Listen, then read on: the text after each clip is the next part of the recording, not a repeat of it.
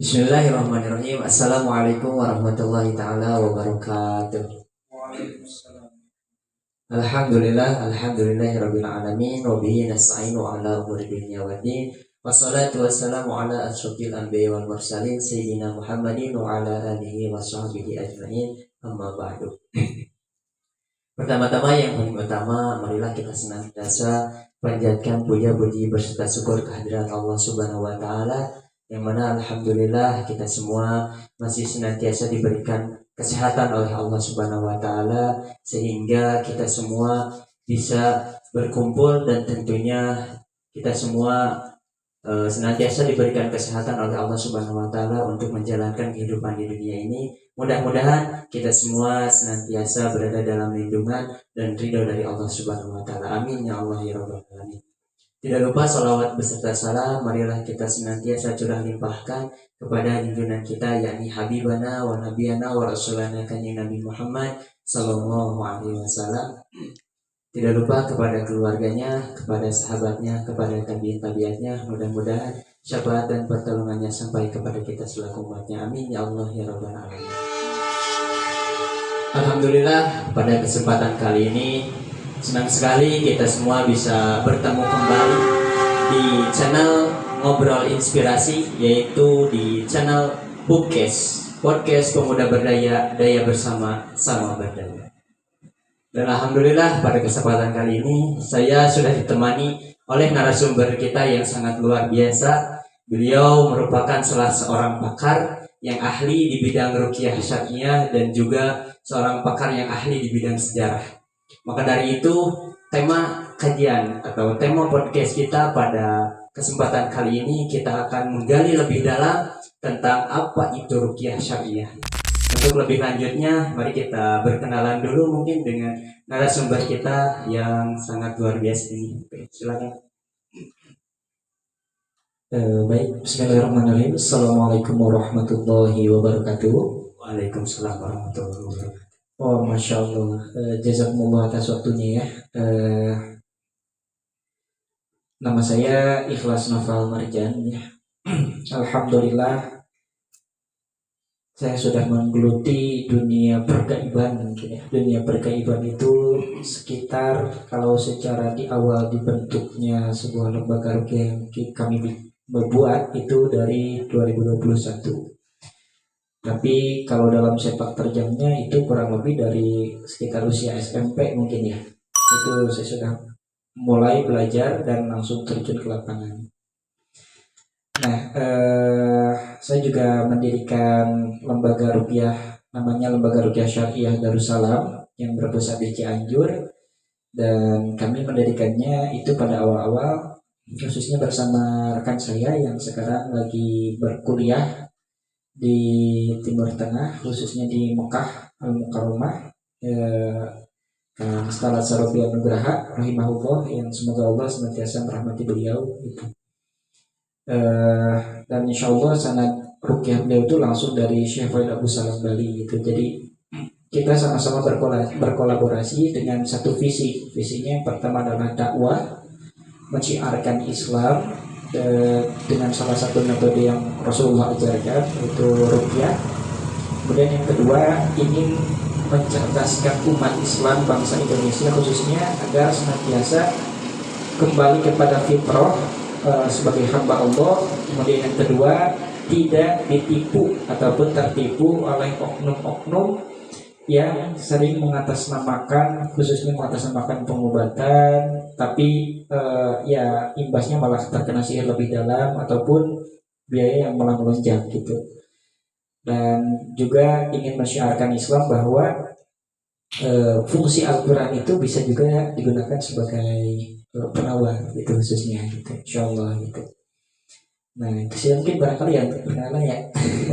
Insyaallah ya, sangat luar biasa sekali ya narasumber kita pada kesempatan kali ini. Dan beliau juga memang sudah menggeluti bidang ruqyah ini mungkin juga sudah lama ya, mungkin sekitar 3-4 tahun mungkin ya. Nah, dari itu mungkin pembahasan kita ya pada kesempatan kali ini mungkin lebih sangat menarik ya. Kita akan lebih mengenal lebih jauh tentang pengertian, pengertian dari ruqyah mungkin dan sejarah dari ruqyah dan hal-hal lain yang berkaitan dengan ruqyah. Tentunya dengan dibarengi dengan dalil Al-Quran dan hadis Nabi Muhammad SAW. Maka dari itu untuk lebih lanjutnya saya serahkan pembahasan kayak ini kepada narasumber kita. Waktu dan tempat saya bersyukur. Ya, baik, terima kasih. Alhamdulillah kita hari ini bisa membahas khususnya ya tentang apa itu ruqyah. Itu memang beberapa masyarakat ini perlu dipahamkan tentang definisi dari ruqyah itu sendiri itu. Soalnya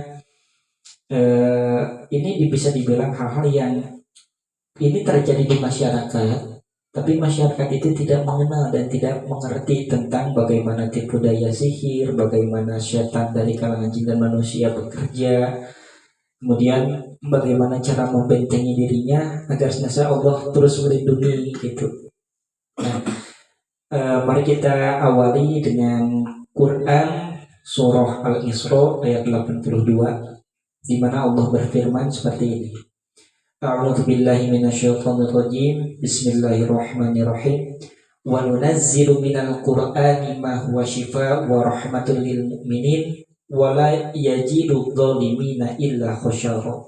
Kata Allah, dan kami telah menurunkan Al-Quran sebagian daripada ayat-ayat itu sebagai penawar gitu. Ma huwa shifaa'un, shifaa'un itu penawar. Wa rahmatun lil mu'minin gitu, dan menjadikan rahmat bagi tiap-tiap orang mukmin gitu. Jadi sebagai penawar juga menimbulkan kasih sayang sesama mukmin, menimbulkan rahmat gitu. Wala yajidu dzalimina illa khasyara. Nah, sedangkan untuk orang-orang yang dia masih menzalimi diri itu tidak bisa mendapatkan keduanya, hanya akan mendapatkan terus kerugian gitu. Nah, lantas bagaimana cara kerja Al-Quran sebagai penawar? Nah, salah satunya itu adalah dengan konsep ruqyah. Nah, jadi kalau diartikan secara bahasa, ruqyah itu berasal dari kata ruko, gitu. Artinya itu meniup atau menjampe, meniup atau menjampi. Nah, misalkan kalau dalam dulu istilah budaya Sunda mungkin ya ada istilah jangjawokan.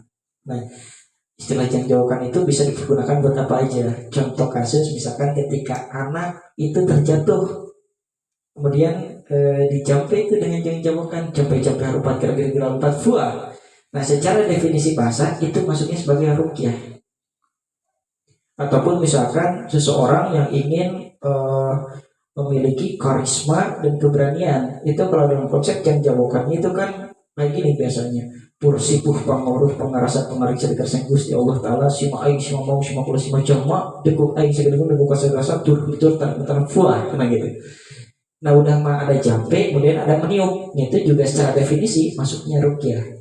Nah, tapi yang dipertanyaan, apakah praktik ruqyah yang seperti itu diperbolehkan di dalam Islam? Begitu ya. Nah, kalau zaman dahulu itu di zaman Rasulullah SAW, praktek ruqyah atau menjampi seseorang itu juga sudah terjadi, gitu. Nah, tapi itu dilakukannya dulu oleh kahin. Apa itu kahin? Dukun. Kalau bahasa kita dukun. Jadi seseorang datang ke kahin, kemudian dijampe-jampe gitu. Tapi tidak didasarkan pada Al-Quran, tidak didasarkan pada bacaan-bacaan yang Rasulullah contohkan, dan ada hal-hal yang malah menambah terhadap kesyirikan. Secara bahasa itu ruqyah, tapi secara praktek ternyata Rasulullah kemudian mengultimatum dalam sebuah hadis yang berbunyi seperti ini. Inna ruqa wa tamaim wa tib wa la tasyirkun. Sesungguhnya segala macam jampe-jampe, jimat-jimat ataupun sihir pelet, ya, sihir mahabbah supaya dicintai orang, itu masuknya pada praktik yang syirik. Nah, sedangkan kita tahu syirik itu adalah sebuah dosa besar. Inna syirka la dzulmun adzim. Syirik itu dosa yang sangat besar. Kenapa disebut sangat besar? Karena syirik itu tidak akan diampuni kecuali dia bertobat dengan taubatan nasuha. Gitu. Nah, sayangnya hal itu hari ini banyak terjadi di masyarakat kita. praktek-praktek ruqyah yang seolah-olah ini lumrah, kayak praktek menjampi-jampi tapi tidak didasarkan pada Allah, dinisbatkan pada yang lain. Kemudian memasangkan jimat, ya mohon maaf, misalkan jimat-jimat yang dituliskan berasal dari kalimat-kalimat tapi ada juga kalimat-kalimat yang tidak jelas, itu namanya salah satu macam sihir, namanya sihir tilasmat. Tilasmat itu tulisan-tulisan yang tidak dikenal. Ataupun misalkan kalau zaman dahulu, mungkin zaman sekarang juga banyak, suka ada istilah mensalah artikan fungsi Al-Quran sebagai misalkan daya tarik pemikat. Kalau kamu ingin diikat orang bacakan misalkan surah Yusuf ayat berapa ayat 11 ya gitu, wa qala Yusufu li abi dan sebagainya selama sekian puluh kali dalam waktu tertentu. Nah itu masuknya kan sebagai awalnya diambil Quran, tapi dikhawatirkan itu masuk sebagai menjadi sihir mahabbah gitu. Maka secara hukum mungkin bisa dipastikan, bukan mungkin lagi, bisa dipastikan itu dikhawatirkan masuk ke ranah yang syirik. Makanya kata Rasulullah tadi secara bahasa kan ruqyah itu tadi menjampe dan meniup. Jadi tidak semua jenis macam jampe dan meniup itu diperbolehkan, ada juga yang diharamkan. Maka kami mendefinisikan ruqyah menjadi dua kategori. Satu, yang pertama adalah ruqyah syirkiyah atau ruqyah praktek-prakteknya itu mendatangkan hal-hal yang syirik. Yang kedua ada yang namanya ruqyah syar'iyah. Nah, ruqyah syar'iyah ini ruqyah yang diperbolehkan di dalam Islam dengan syarat-syarat tertentu. Satu, tujuannya adalah murni karena Allah. Yang kedua, bacaannya berasal dari bacaan Al-Quran yang dipahami gitu. Yang ketiga, bacaannya juga berasal dari bacaan yang dicontohkan oleh Nabi. Yang keempat, tidak mendatangkan unsur kesyirikan yang kedua. Apa itu unsur kesyirikan kedua? Misalkan harus ada buhul-buhul tertentu. Oh, kamu mau sembuh ke sini, misalkan harus memotong-motong misalkan kambing hitam, ya, atau memberikan jimat-jimat. Itu adalah unsur-unsur kesyirikan yang tidak diperbolehkan. Menanam atau mengubur sesuatu sebagai buhul itu dia tidak diperbolehkan. Gitu. Nah, atau misalkan seolah-olah menggantungkan ruqyah sebagai penyembuh. Jadi peran fungsi Allah digantikan oleh ruqyah. Jadi tidak diberikan pemahaman kepada pasien yang menyembuhkan itu Allah, sehingga pasien itu hanya bergantung pada ruqyah. Itu tidak diperbolehkan. Dikhawatirkan nanti masuk kepada hal-hal yang syirik. Jadi pasien, ya Allah yang menyembuhkan, tapi meyakini ada yang lain, kekuatan lain yang di luar daripada Allah, itu yang dimaksud syirkiyah gitu. Nah, jadi ruqyah syariah ini bagaimana dalam konteks awal mula sejarah gitu. Jadi kayak gini. Dalam satu masa itu ketika Rasulullah di fase Madinah itu pernah jatuh sakit. Penyebabnya adalah Rasulullah terkena sihir. Jadi bayangkan tingkat Rasul saja pernah terkena sihir gitu. Maksudnya sebagai ibroh itu bagi kita. Bahkan akan datang turun tentang tata cara membentengi diri daripada sihir. Dan sakitlah 3 hari. Kemudian ada seorang sahabat yang meriwayatkan hadisnya itu kalau tidak salah Ibnu Abbas radhiyallahu anhu. Kemudian meriwayatkan an Ibnu Abbas radhiyallahu anhu qala ja'a Jibril ila Nabi sallallahu alaihi wasallam. Jadi dari Ibnu Abbas radhiyallahu anhu berkata bahwa telah datang Jibril kepada Nabi Rasulullah sallallahu alaihi wasallam ketika dia sakit selama 3 hari karena terkena sihir oleh seorang Yahudi yang bernama Wahsy. Kemudian ditanya, ashtakaita, apakah engkau sakit? Qala na'am. Kemudian dijawab, iya, saya sakit. Nah, kemudian di sana malaikat Jibril langsung mempraktikkan dan mendoakan Rasulullah. Bismillahirrahmanirrahim, dengan nama Allah saya meruqyahmu min syarri kulli syai'in, dari segala sesuatu yang jahat, wa min syarri kulli nafsin, dari segala jiwa-jiwa yang jahat, wa min syarri kulli ain, dari tatapan-tatapan jahat, wa min syarri kulli hasidin, dan dari sifat-sifat hasad yang jahat. Wallahu yasfik, dan Allah yang akan meruqyahmu. Bismillahirrahmanirrahim. dengan nama Allah saya meruqyahmu. Nah sehingga dari sana kemudian muncullah yang itu bahwa ada konsep sunnah diperbolehkannya ruqyah tadi dengan bacaan-bacaan yang tadi dicontohkan oleh Nabi Shallallahu Alaihi Wasallam, dibacakan bacaan ta'awuz, al-fatihah dan mu'awizatain. Itu yang diutamakan dalam hadis-hadis Ibnu Majah, kemudian hadis Bukhari pun juga ada. Gitu. Nah kalau riwayat lain pun ada kayak gini. Riwayat lain pun misalkan ada seorang sahabat Fulan bin Fulan, kemudian dia sakit, diruqyah oleh seorang sahabat yang lain, kemudian sembuh. Laporlah kepada Rasulullah, ya Rasulullah, sesungguhnya tadi Fulan bin Fulan kalau tidak salah terkena patukan ular. Kemudian aku meruqyahnya.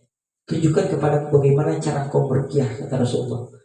Aku membacakannya Al-Fatihah 3 kali. Kemudian dengan izin Allah dia sembuh. Maka apa kata Rasulullah? Oh itu boleh. Nah itu yang kedua. Gitu. Sehingga diperbolehkannya ruqyah itu tadi syaratnya adalah satu, niatnya karena Allah. Yang kedua, bacaannya dari Al-Quran. Yang ketiga, harus sesuai dengan tuntunan Nabi kan itu. Keempat, tidak mengandung unsur kesyirikan. Itu ruqyah syar'iyah secara definisi. Jadi kita harus tahu nih ya, ada perbedaan antara ruqyah syar'iyah dan ruqyah syar'iyah. Nah, adapun ruqyah yang tadi dimaksud dilarang oleh Nabi adalah ruqyah yang dipraktekkan oleh kahin atau dukun. Itu yang dulu juga marah gitu. Tapi malah menimbulkan penipuan, kemudian malah menambah kesyirikan. Nah, itu yang tidak diperbolehkan oleh Nabi. Nah, pernah juga doa-doa perlindungan Rasulullah untuk bacaan ta'awudz khususnya. Selain a'udzubillahi minasyaitonirrajim, itu pernah dalam satu kisah ada 2 kali tragedi yang terjadi. Yang pertama itu ketika Rasulullah sedang sholat. Kemudian tiba-tiba dalam bacaan sholat, sahabat di belakang itu memperhatikan. Rasulullah tiba-tiba baca a'udzubillahi minka. Nah selesai sholat, sahabat bertanya, ya Rasulullah, kenapa kau tadi membaca itu? A'udzubillahi minka itu kan aku berlindung pada Allah dari engkau. Kata Rasulullah, sesungguhnya aku melihat apa yang tidak kalian lihat. Sesungguhnya tadi di hadapanku ada ifrit yang dia akan melemparkan api ke dalam wajahku. Kemudian aku baca a'udzubillahi minka. Nah riwayat yang lain ini juga jarang dibahas. Itu riwayat yang lain itu misalkan ketika Rasulullah SAW Isra wal Mi'raj. Jadi dalam riwayat itu Rasulullah dikejar ketika sedang berangkat bersama Jibril. Gitu. Nah dikejar oleh siapa? Oleh Ifrit. Ifrit itu adalah salah satu macam jin yang sebenarnya itu jin toirun atau jin toyar, jin yang memiliki sayap yang bisa terbang, kemudian seperti angin. Dia mengejar Rasulullah dan membawa api, ingin dilempar. Dan Rasulullah bertanya dalam itu pada Jibril, wahai Jibril, sesungguhnya aku tiap kali menengok ke kiri, aku melihat ada ifrit yang dia membawa api sehingga seolah-olah dia akan melemparkannya ke wajahku. Apa yang harus aku lakukan? Kemudian Jibril menjawab, ya Rasulullah, maukah aku berikan sebuah doa? Yang doa ini kau meminta kepada Allah, kemudian jin itu dengan izin Allah dia akan tersungkur jatuh dan memakan apinya. Yang mana doanya, kemudian diberikanlah doanya dan dibacakan oleh Nabi. A'udzu biwajhillahil karim wa bikalimatillahi tammah allati la yuzawizuhunna barrun wala fajir min syarri ma yanzilu minas sama' wa min syarri ma ya'ruzu fiha wa min syarri ma dharal ardu wa min syarri ma yakhruju minha wa min fitnil laili wan nahar wa min tuwariqil laili wan nahar illa tariqa yasluku bi khairin. Nah sehingga setelah dibacakan doa itu Jibril tersungkur jatuh. Nah dari sana bisa kita ambil kesimpulan dan beberapa mayoritas ulama ruqyah syar'iyah itu kemudian tadi mengkategorikan 2, ruqyah syar'iyah dan ruqyah syar'iyah. Ruqyah syar'iyah tadi dibolehkannya tadi dengan bacaan-bacaan Al-Quran, dituntun sesuai tuntunan Nabi dan tidak menambah kesyirikan. Nah, tapi dalam hal ini ada sebuah ibrah yang luar biasa yang perlu kita tafakuri.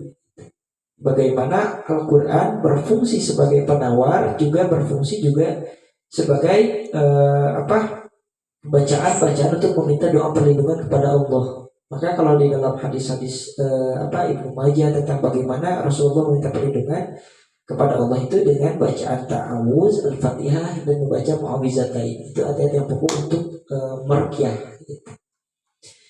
Nah, dalam arti lain kita juga harus tahu tujuan daripada ruqyah. Ya, tujuan daripada ruqyah syariah.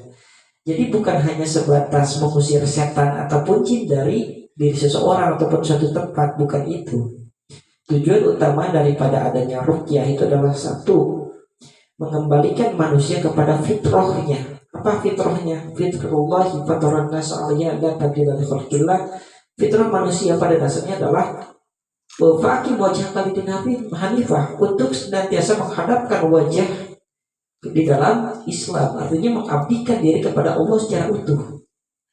Apa faktor-faktor yang menyebabkan seseorang bisa terkena sihir ataupun jin? Satu, itu ada izin dari Allah sebagai penguji, ya, sebagai ujian. Yang kedua, ada faktor dalam dirinya menyebabkan setan itu bisa masuk. Al-jinnu yajri 'ala dam, bisa masuk dalam peredaran darah, kemudian menghasut mewaswaskan. Dari mana celah-celahnya? Dari sifat-sifat kefujuran yang ada dalam manusia. Jadi kalau misalkan manusia sudah termakan dengan kegelapan, kezaliman, maka di sana setan sangat mudah untuk mengendalikan. Jadi tujuan dari ruqyah adalah memberikan pemahaman kepada manusia agar dirinya adalah hamba Allah. Yang kedua, memberikan bahwa hanya Allah lah satu-satunya pelindung, penolong, dan penyembuh dari berbagai macam penyakit. Itu. Nah, terus yang ketiga juga kita harus mengenal tentang perbedaan antara jin dan setan. Jadi kalau dalam ruqyah syariah itu kita harus tahu nih, gitu, apa yang dimaksud jin, apa yang dimaksud setan. Kenapa misalkan di dalam Al-Quran surah Az-Zariyat ayat surat ke-51 dan 56 Allah berfirman seperti ini, wa ma khalaqtul jinna wal insa illa liya'budun, dan tidaklah kami ciptakan jin dan manusia melainkan supaya mereka menyembahku. Kan itu ya. Artinya fungsi antara jin dan manusia itu sama.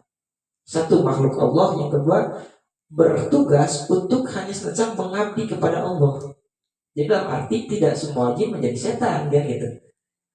Kalau dalam Quran surah Al-Jin dijelaskan, dan di antara kami itu ada yang baik, kami badali, gitu kan. Tapi ada pula yang sebaliknya. Nah, notoro ikut tidak ada. Kami berjalan dengan cara kami masing-masing. Ada jin yang muslim, ada jin yang kafir. Artinya manusia pun sama. Ada manusia yang muslim, ada manusia yang tidak mau diatur dengan aturan Allah. Nah, orang baik manusia ataupun jin yang tidak mau diatur dengan aturan Allah, kemudian menghalang-halangi manusia dari jalan Allah, kemudian menghasut manusia melakukan keburukan dan kesesatan, itu disebutlah sebagai syaitan. Gitu. Jadi ini juga lebih lengkapnya dibahas dalam kitab yang berjudul Alimul Jinni wa Syaiton, gitu, ataupun kitab yang dikarang oleh Syekh Badaruddin rahimahullah dalam judulnya Akabur Bagian fi Ahkam Mirjan, ataupun Ghoraibu wa Ajibul Jan. Itu menjelaskan tentang seluk-beluk alam jin, gitu, yang mungkin tidak akan kita bahas sekarang, gitu ya. Itu bertahap saja.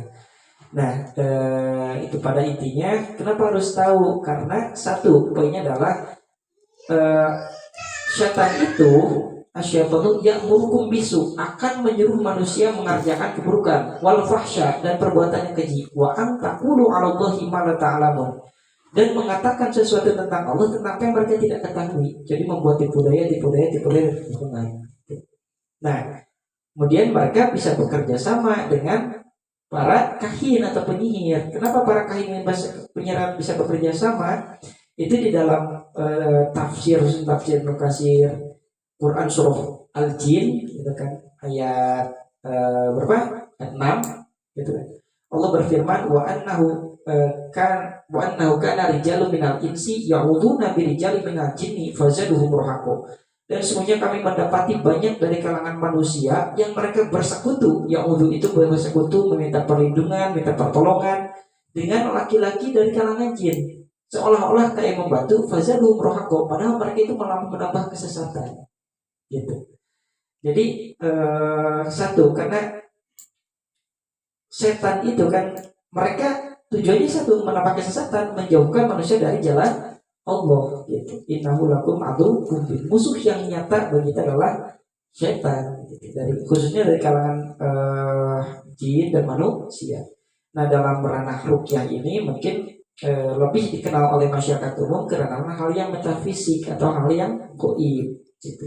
Dan perlu jadi catatan bahwa semua peruqyah syariah itu tidak bisa dan tidak memberikan Allah kemampuan untuk melihat jin. Itu karena secara fitrah innahum yarakum min haitsu la tarunahu. Dalam Quran surah Al-A'raf ayat 27, setan itu mereka khususnya dari kalangan jin, dan itu menjelaskan tentang bagaimana iblis dulu menghasut Adam dan Hawa. Jangan kamu terhasut oleh setan. Setan yang maksud adalah iblis. Iblis dari kalangan jin, karena minal jinni fa fasaqa min amri rabbih, yang dia berseberangan daripada perintah dan keturunan Allah. Mereka bisa melihat kita dari sisi yang tidak kita ketahui, gitu. Mereka bisa melihat kita yang haisulah tarulah dari sisi yang kita tidak tahu, gitu. Jadi semua peruqyah syar'inya itu tidak bisa dan tidak mampu melihat jin. Itu yang pertama. Yang kedua, yang perlu kita gunakan adalah kekuatan spiritual dan keyakinan kita kepada Allah secara utuh. Maka nanti akan timbul namanya firasatul mukminin atau firasat seorang mukmin yang kuat dan insya Allah akan sangat berguna. Nah, karena satu poinnya adalah kekuatan doa, ya, kekuatan doa, bertawakal kepada Allah Subhanahu wa taala. Nah, terus mungkin di sini kita juga akan menekan secara umum tentang apa sih ciri-ciri orang yang dia terkena sihir ataupun perlu dilakukan dengan adanya terapi ruqyah. Nah, maka ada beberapa kategori umum yang perlu kita ketahui. Seseorang yang dia itu secara psikologis terganggu dan perlu untuk dilakukan ruqyah. Nah, lebih bagusnya lagi dia melakukan ruqyah mandiri, gitu, ruqyah mandiri. Kalau misalkan tidak mampu maka dibantu dengan ruqyah.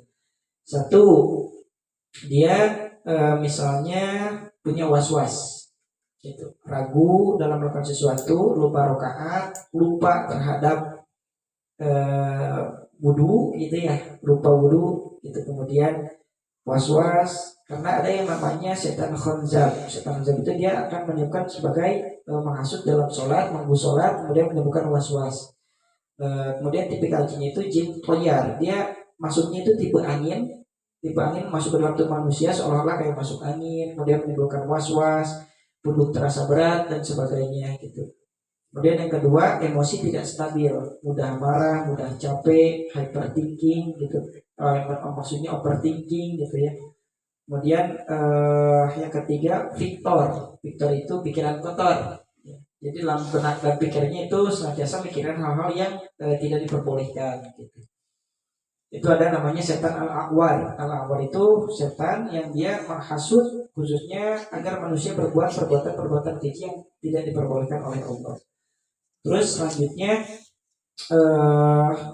khususnya dia itu memiliki atau sering mimpi hal-hal yang menyeramkan, seperti mimpi halnya dililit ular, dikerumuni ular, dipatuk ular hitam, gitu kan. Atau misalkan anjing hitam, babi, singa dibawa ke sungai ataupun ke hutan, ke laut dan sebagainya, gitu. Nah, itu sering mimpi-mimpi yang menakutkan, ketemu dengan sosok-sosok yang di kalangan masyarakat itu umum, kayak sosok kunti, pocong, kuntilanak, genderuwo misalkan. Karena itu juga salah satu kemampuan setan itu sebetulnya satu hanya merusak tipe daya manusia. Mereka masuknya ke dalam namanya ariwan. Ariwan itu kalau dalam bahasa kita sukma, atau sukma gitu ya, atau ruh kita, ruhul hayah yang itu senantiasa hidup, gitu. Karena dalam para ulama juga mengkategorikan dua kategori ruh. Yang pertama ruhul jasad, yang kedua ruhul hayah. Ruhul jasad itu yang apabila Allah cabut dia meninggal. Nah, ruhul hayah itu tadi disebutnya riwan. Dia sering kita berinteraksinya itu kayak misalkan lagi tidur. Kenapa kita sebelum tidur harus membaca doa terlebih dahulu? Karena biar Allah menjaga ruh kita selama kita tidur. Nah, biasanya diganggu di masa-masa itu, gitu. Mengganggu ke dalam mimpi, kemudian menghasut, mempertemukan sosok-sosok yang ditakuti. Nah, sosok yang ditakuti itu biasanya berasal dari setan yang namanya al-gaul. atau al-arwah. Al-ghul itu setan yang dalam kitab Akhbarul Marjan, setan yang dia sering menampakkan diri sebagai sosok-sosok yang makan di masyarakat, sosok-sosok mitologi gitu kan, pocong putih gitu, kuntilanak, genderuwo dan sebagainya. Bahkan kalau al-arwahun itu adalah setan-setan yang dia sering menampakkan sosok-sosok orang yang sudah meninggal gitu. Nah itu tujuannya apa? Mereka mampu dalam pikiran dan mimpi manusia supaya menimbulkan ketakutan gitu. Yang kedua, rasa takut kepada mereka lebih besar daripada rasa takut kepada Allah Subhanahu wa taala. Maka kata Rasulullah, kalau seseorang itu memimpikan hal-hal yang buruk, antisipasi pertama adalah satu, bangun dari tidur gitu. Kemudian membaca a'udzubillahi minasyaitonirrajim dan meludah atau meniup sedikit. Nah setelah itu berwudu gitu kan. Kemudian kalau lebih bagusnya lagi sholat, nah baru tidur lagi gitu. Yang kedua, tidak boleh menceritakan mimpi-mimpi tersebut ke sembarang orang, karena dikhawatirkan orang yang tidak mengerti tentang tipu daya setan dia malah semakin takut dan makin kuat mereka gitu membuat tipu dayanya gitu. Nah itu terus juga banyak ya gitu hal-hal yang ciri-ciri umum yang terjadi di kalangan masyarakat tentang orang-orang yang terkena sihir. Tadi selain pada mimpi, was-was, kemudian sholat terganggu, menahan kentut misalkan ketika sholat gitu, atau punya penyakit-penyakit yang biasanya itu dia tidak terdeteksi oleh medis gitu. Khususnya paling umum itu dia penyakitnya lambung. Nah, karena setan itu akan mengikat 3 ikatan dalam manusia. Pertama namanya khofiatur rosh, itu ditepuk. Kenapa? Misalkan orang yang terkena sihir atau gangguan jin itu dia berat di pundak gitu. Yang kedua di lambung gitu. Karena lambung itu sebagai pusat energi, pusat pencernaan. Jadi kalau mereka ya jadi aladam masuk ke dalam tubuh manusia, berjalan pada darah, itu merusak ini supaya tadi dia dari lambung itu orang akan dibuat overthinking kan. Ketika overthinking dia akan merasakan menguras banyak energi. Nah, nantinya akan menguras pada kesehatan yang lainnya. Nah, mungkin secara garis besar umumnya mungkin ini adalah perkenalan tentang apa itu ruqyah, perbedaan dengan ruqyah syariah, kemudian sedikit juga mengenalkan tentang jin dan setan gitu. Ya mungkin insya Allah nanti akan kita ulas lebih dalam per segmennya tentang bagaimana sejarah tentang jin lebih dalamnya, sejarah tentang ruqyah lebih detailnya, kemudian tata cara dan praktek ruqyahnya seperti apa, nanti insya Allah mungkin akan kita ulas ya di lain kesempatan. Mungkin sementara itu saja mungkin Pak Habib ya, Masya Allah gitu. Wallahu a'lam bishawab. Insya Allah sangat luar biasa sekali ya pembahasan terkait tentang ruqyah yang disampaikan oleh Ustaz Ikhlas ini. Sedikitnya merubah mindset kita tentang bagaimana ruqyah bisa ada gitu dan sejarah-sejarahnya, sehingga kita juga bisa memilah dan memilih gitu mana ruqyah yang sesuai dengan syariat dan mana ruqyah yang dilarang oleh syariat. Begitupun tadi bahwa disebutkan bahwa tujuan dari ruqyah ini semata-mata kita bisa senantiasa lebih dekat lagi dengan Allah Subhanahu wa taala.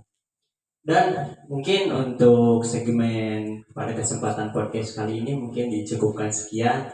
Insya Allah kedepannya kita bisa menyajikan podcast-podcast lain yang membahas lebih mendalam dan lebih jauh sekitar ruqyah ini, tentunya bersama Ustadz Ikhlas. Dan saya ucapkan terima kasih tentunya kepada Ustadz Ikhlas yang telah meluangkan waktunya mungkin untuk mengisi di acara podcast kita pada hari ini mungkin.